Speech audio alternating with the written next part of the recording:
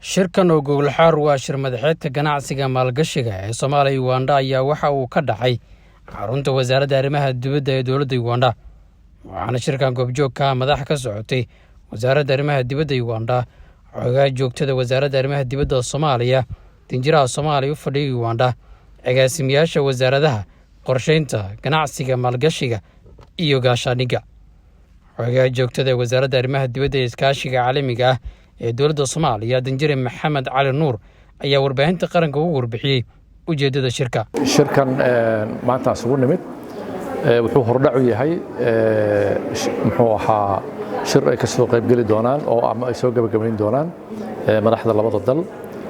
wuxuuna ku saabsanaa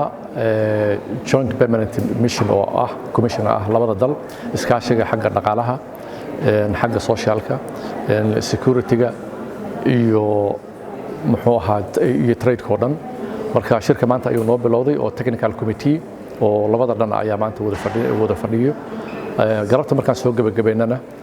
markaa ka bacdi waxaan ugu gogol xaari doonaa berito wixii ka dambeeyo in ay yimaadaan levelkii ministerialka dan markaa ka bacdina labada hogaamiye oo Soomaaliya iyo Uganda principalska inay markaa ay soo gabagabeeyaan communique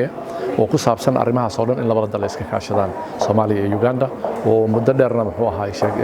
xiriirka labada bilateralka waddankeena muddo dheer soo jiray ilaa xorriyadda aan qaadanay haddana ay ka mid yihiin dalka ugu horeeya oo liid gareeyo AMISOM wixii la dhihi jiray haddana ATMIS oo ah ku tabarucay ciidamada dalka Soomaaliya la difaacayo SNAda Soomaaliya halkan aan taaganahay waa bartamaha magaalada Kampala ee caasimadda Uganda gaar ahaan wadada loo yaqaano Siyaad Barre Road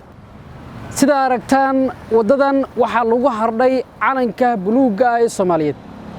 iyadoo taasi loogu dalinayahay in lagu soo dhaweeyo madaxweynaha dib loo doortay ee Jamhuuriyadda Federaalka Soomaaliya mudane Xasan Sheekh Maxamuud